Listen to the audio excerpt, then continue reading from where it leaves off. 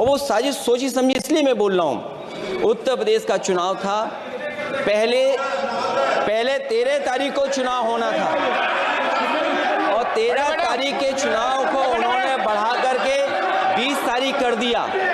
और इस जो घटना है मैं आपके सामने पढ़ना चाहता हूँ।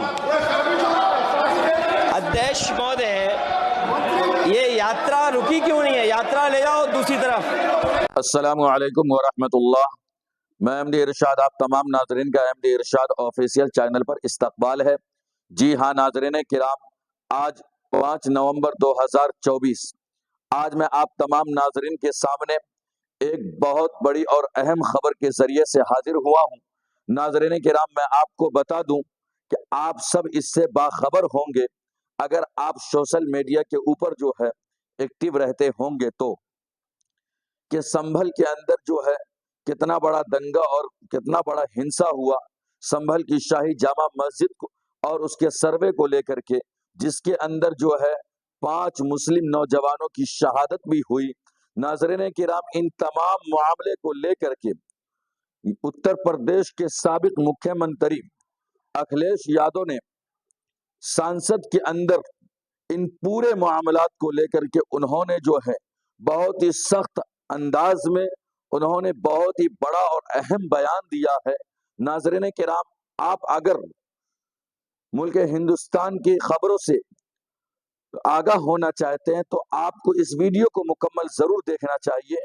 तो आइए नाज़रीन किराम, हम आपका ज्यादा वक्त न लेते हुए आप तमाम नाजरीन के सामने उस वीडियो को पेश करते हैं जो संसद के अंदर जो है साबिक मुख्यमंत्री अखिलेश यादव ने बयान दिया है। आइए नाजरीन, उस बयान को आप सुने, फिर इंशाअल्लाह बात होगी। अध्यक्ष महोदय, मैं धन्यवाद देता हूं आपका कि आपने बहुत महत्वपूर्ण घटना पे मुझे बोलने का अवसर दिया है। संभल जो इसलिए जाना जाता था कि भाईचारे के साथ वहाँ रहते हैं लोग, वहाँ अभी से नहीं सदियों पुराना भाईचारा हजारों साल से इसी तरह रहते आए हैं।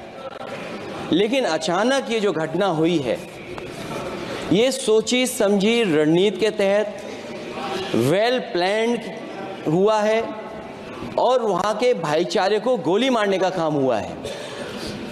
जो घटना हुई है वो सोची समझी साजिश है।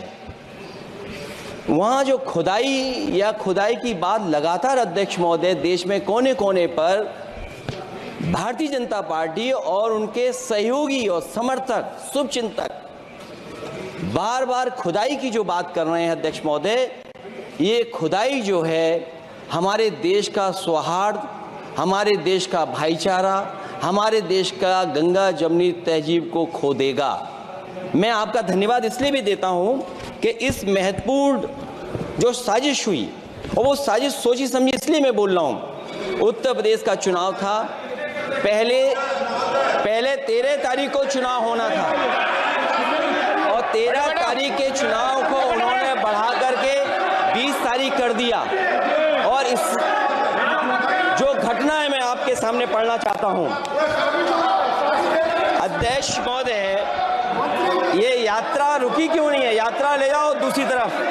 अध्यक्ष महोदय, संभल की शाही जामा मस्जिद के खिलाफ 19/11/2024 को सिविल जज सीनियर डिवीजन छंदौसी संभल में एक याचिका डाली गई। कोर्ट ने दूसरे पक्ष को, अध्यक्ष महोदय सुनिए, ये सुनना चाहिए, हम यूं ही नहीं कहते थे। आप संक्षिप्त में बोले। अध्यक्ष महोदय, हम यूं ही नहीं कहते थे कि संविधान ये मानती नहीं सरकार।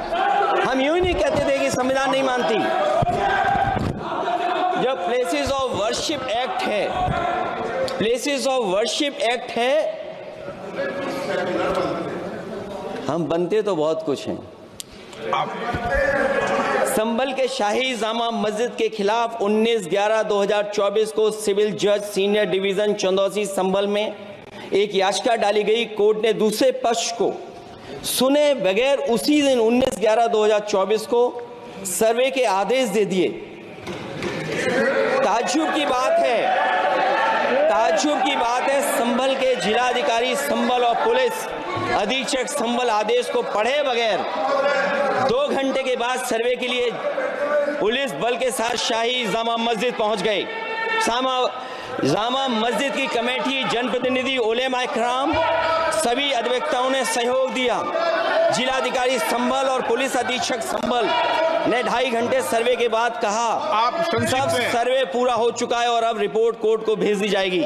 लेकिन दिनांक 22/11/2024 फ्राइडे को जुमे की नमाज के लिए लोग नमाज अदा करने के लिए जामा मस्जिद पहुंचे, लेकिन पुलिस प्रशासन ने बैरिकेड लगा दिया ताकि लोग नमाज न पढ़ सकें।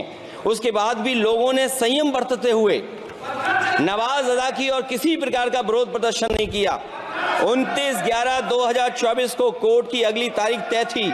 शाही जामा मस्जिद की कमेटी और मुस्लिम समाज के सभी लोग कोर्ट में केस की पैरवी के लिए तैयारी कर रहे थे, परंतु दिनांक 23/11/2024 की रात पुलिस प्रशासन द्वारा कहा गया 24/11/2024 यानी अगले दिन सुबह को दोबारा सर्वे किया जाएगा।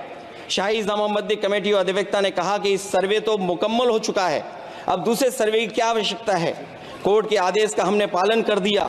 अगर दूसरे सर्वे कराना है तो दोबारा आदेश करवाएं। कोर्ट के आदेश के बाद हम दोबारा सर्वे करा देंगे।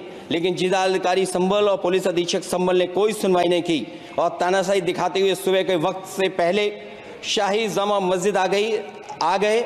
शाही जामा मस्जिद कमेटी और मुस्लिम समाज के लोगों ने फिर भी धैर्य रखा और दोबारा सर्वे के लिए अंदर ले गए। सर्वे के दौरान करीब 1.5 घंटा बाद जब जनता को सूचना मिली तो वो इकट्ठा होना शुरू हो गए।